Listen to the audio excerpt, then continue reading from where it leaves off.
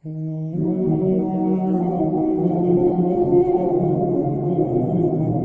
الله الرحمن الرحیم. د صلات تسبیح طریقہ ټولو نه اول به څلور رکعت نفل نیت وتړي.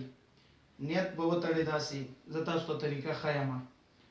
الله اکبر، سبحانك اللهم وبحمدك وتبارك اسمك وتعالى جدك ولا اله غيرك.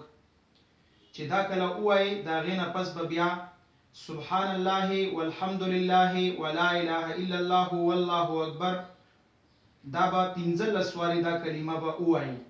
دا غینه پس به بیا اعوذ بالله من الشیطان الرجیم بسم الله الرحمن الرحیم سوره فاتحه به وای، یعنی الحمد به وای.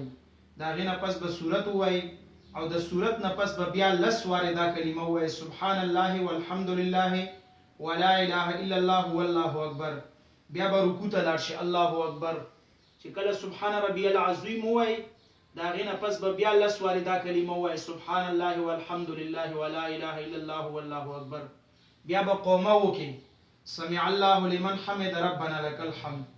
بیا به لسواری دا کلمه وای سبحان الله والحمد لله ولا اله الا الله والله اکبر. بیا به سجده ته لاړ شي او سجده کې چې کله سبحان ربي الاعلى وای دا غینه پس به بیا لسواری دا کلمه وای سبحان الله والحمد لله ولا اله الا الله والله اکبر.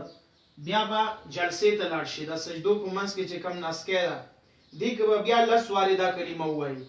بیا به بلې سجدې ته لاړ شي، بلې سجدې کې به بیا لسواری دا کلمه وای. او بیا چې کله دویم رکعت ته اوچت شي نو د دویم رکعت په سر کې به بیا 15 سواری دا وای.